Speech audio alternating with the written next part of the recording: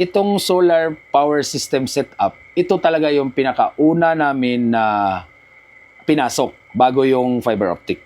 Hello, welcome back sa ating panibagong vlog, panibagong tutorial, panibagong video na naman, no? So, this is Happy Ann TV. Magandang gabi sa inyong lahat. Ginawa ko tong video is around 8 o'clock ng gabi. Meron lang akong gustong i-share sa inyo, sa mga ka-fiber natin dyan, ka-FTTH natin dyan, na paano, ano ang gagawin para maging stable yung ating mga services ng ating mga internet. So yun nga, yung nasa likod ko, yung nakikita ninyo, ayan, that's solar power system. Alam kong overkill. Alam kong malaki. Malaki lang talaga siya. Super laki niya. Kasi kung titingnan natin ay this system is 8 kilowatt. Okay? So 8 kilowatt itong system na to. Hybrid off-grid, on-grid off-grid, or tinatawag na HOG or HOG, hybrid on-grid off-grid. Kasi ginagawa natin siyang pang backup lang sa ating kuryente o yung ating server power. So isa sa pinaka-advantage bakit ko ito binablog, kasi this setup is sobrang laki lang talaga niya for the server purposes. Pero hindi ako nanghihinayang, hindi ako nagsisisi sa ginawa ko, sa pinag-investan ko. Kesyo, imamalaking kable na lang daw, i-invest na lang daw sa mga ibang area kasi maraming mga demand na areas na gustong ipapasok or palagyan ng kable sa mga barangay, mountain barangays particular. Naghindi muna ako, dito muna ako nag-invest ng medyo malaki-laki. Kasi nga, pagdating ng time, pag wala kang power, wala kang energy, is sayang din yung iyong mga area ang pinapasok. Pagka mag-burn out yung server mo, wala kang power backup, meaning wala rin yung internet yung mga areas na merong kuryente. So nadala na ako doon sa mga nakaraang mga bagyo, kaya ininvestan ko talaga ito, ininvestan namin ni Mami Ann. Kami nag-uusap-usap kami with the team kasi nga kailangan din ang manpower ng team para mabuo itong pinapangarap namin na setup for the entire server. Pero sa ngayon, gumagana itong nasa likod ko din na aircon. Ito ay nakalagay sa server room. Pwede ring may kama din to, pwedeng humiga, pwedeng matulog dito, pwedeng mag-config doon. So, ginawa ko rin siyang server room as higaan, yung may kwarto. Kasi pagka medyo napagod na sa biyahe, dito na lang magpapahinga. Balik tayo dito sa topic natin. Kaya ginawa ko siyang may anino lang yung camera kasi nandun yung light sa harap ko.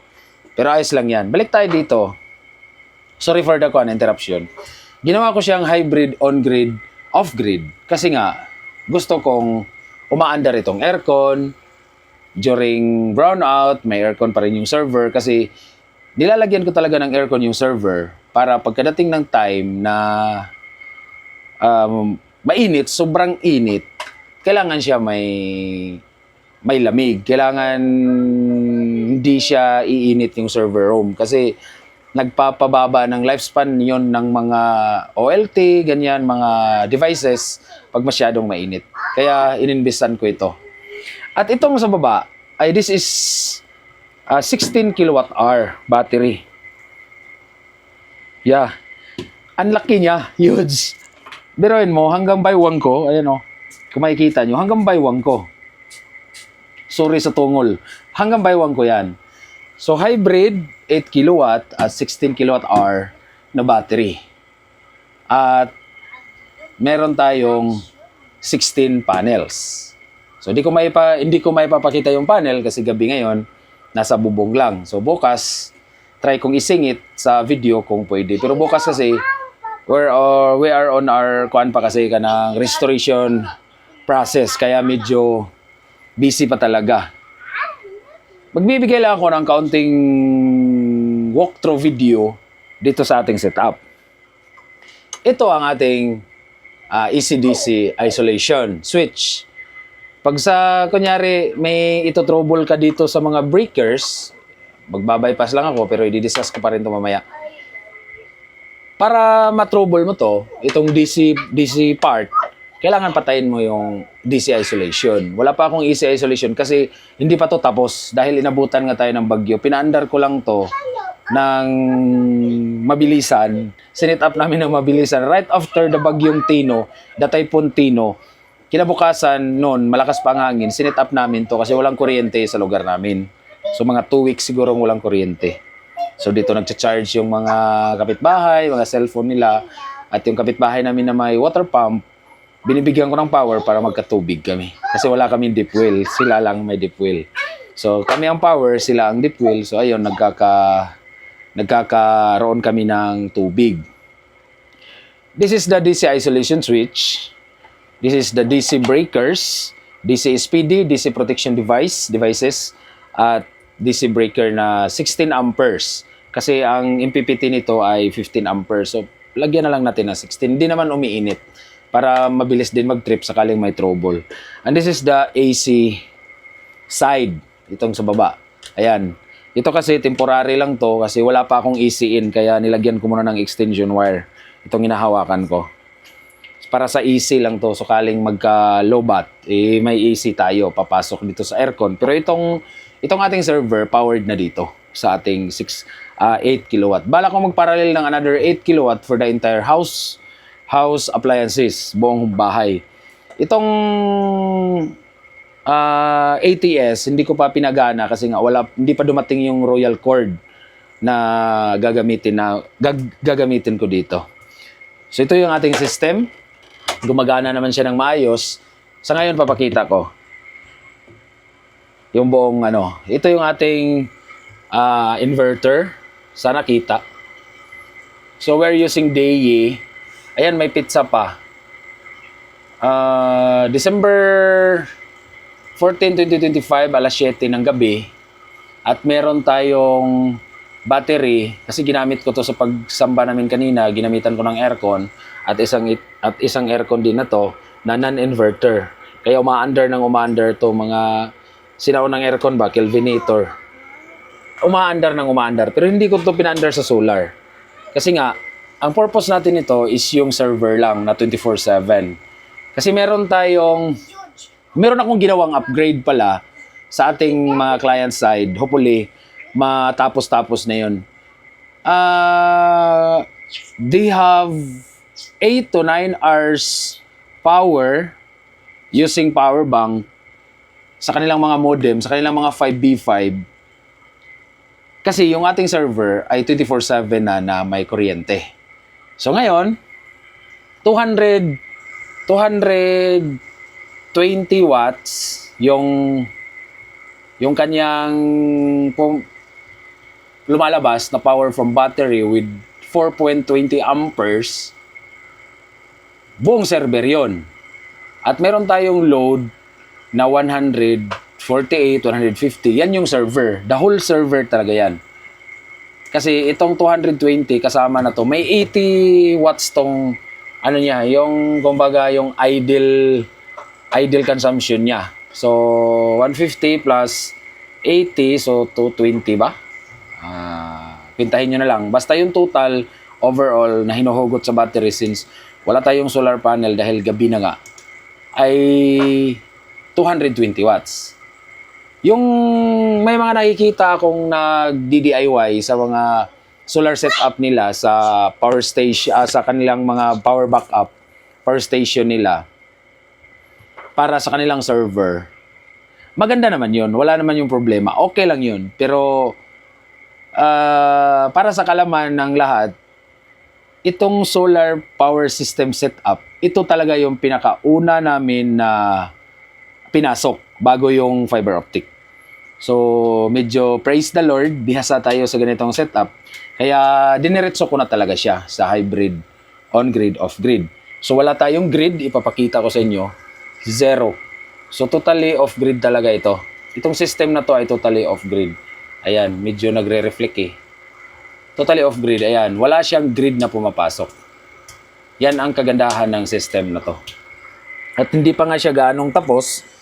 So ito yung ilalim niya. Wala pa nga akong AC isolation dito. Maglalagay pa ako, dalawa, sa grid. Kasi papapasok ko yung grid dito pagka magdadagdag na ako ng maraming panel. So kaya pala to mag-handle ng 20 panels. Tapos yung wiring, hindi pa gaano kasi gagamitan ko to ng Royal Cord. Mula nung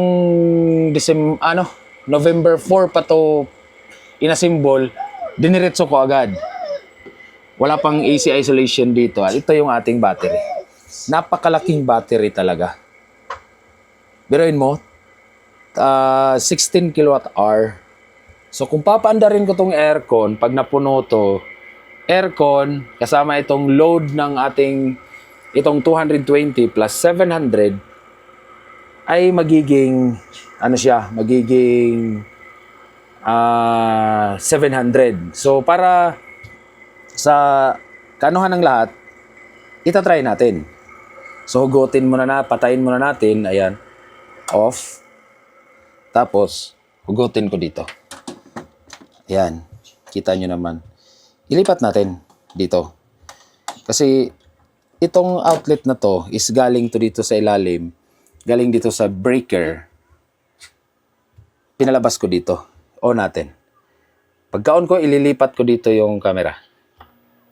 Ayan. Tingnan nyo. Di ba nagbago? O, naging 2,000 kasi pagkikik pa lang ng kasi non-inverter type siya. So pagkikik pa lang ng ng ating aircon. Hintayin natin na mag-on yung kanyang thermostat para malaman nyo na kaya talagang paandarin itong hybrid on-grid, off-grid natin na system, itong ating aircon. Sa ngayon, meron tayong 260 watts na kinukuha sa battery. Kasi umandar na to. Starting pa lang, hindi pa naman siya ganong malamig. So yun, balik tayo habang hinihintay natin. Yung mga nagbabalak talaga na mag-FTTH, ito yung pinaka-the best na advice, pinaka-the best na may papayo ko na mag-invest kayo sa solar power system. Hindi naman kailangan talaga solar, basta any renewable energy na hindi kayo nakadepend sa distribution utility. Kasi pag nakadepend kayo sa distribution utility, mahirap yun. Pagdating ng mga calamities, wala. At as in, totally wala talagang internet. Kasi yung mga source natin, mga ISP natin, is may backup battery or backup power sila. Kagaya na lang nito, ang advantage talaga, pagka meron kang battery system, backup power system, during brownout, you have the power, you have the internet, at patuloy yung ating ganito. Tingnan nyo, yung nasa gilid ko. Bagong asimbol ko yan, i-deploy. At mabubuhay to. Hi, baby. Mabubuhay to at kikita kayo pag meron kayong power system, backup power system. So balik tayo, hindi pa umandar pa rin. Gusto ko lang may pakita sa inyo talaga na kayang pandarin itong ating 500 watts na aircon.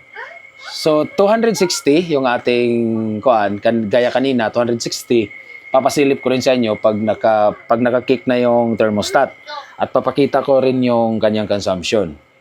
So kailangan natin mag-invest sa mga ganitong sistema, sa mga ganitong setup kung gusto natin na maganda yung ating services, yung network natin. Merong mabibiling mga power station, small power station para sa mga modem, intended for modem only, at nakakatulong yun.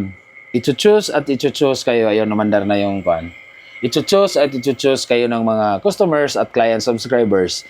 Pagka 24/7 yung inyong server, hindi kayo dependable sa distribution utility, you have the power, you have the internet, at sila rin, Mag-invest din sila, may mga clients na kailangan, may mga generators, may mga solar backup, at kayo na rin mismo magbigay ng kanilang mga power station kasi tatangkilikin talaga kayo ng mga subscribers.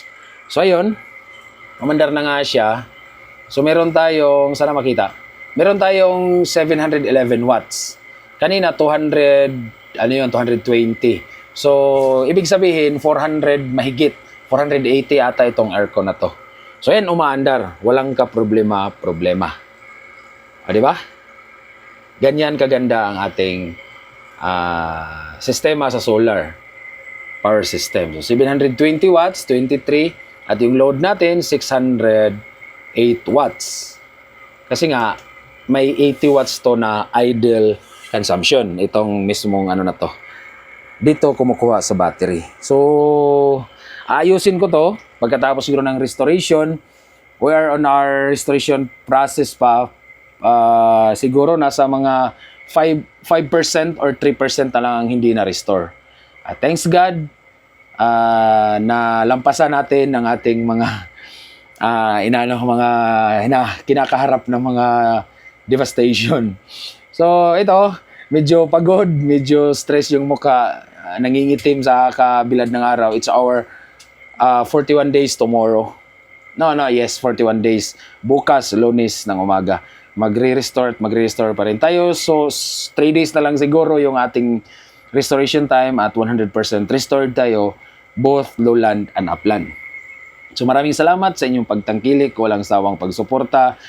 For solar installation, we can do the installation hybrid off-grid, hybrid on-grid, o kaya yung pure off-grid at pure on-grid, yung tinatawag nilang naka-net metering. Ito pwedeng i-net meter, pero medyo mas mura kasi yung bili nila kaysa binta nila. So, bili na lang tayo ng maraming battery. Store na lang natin kaysa ibinta sa kanila, tayo pa makikinabang sa sarili nating power. So, see you in the next one. God bless everyone and have a nice Sunday evening sa ating lahat. Shalom and shalom. God bless everyone.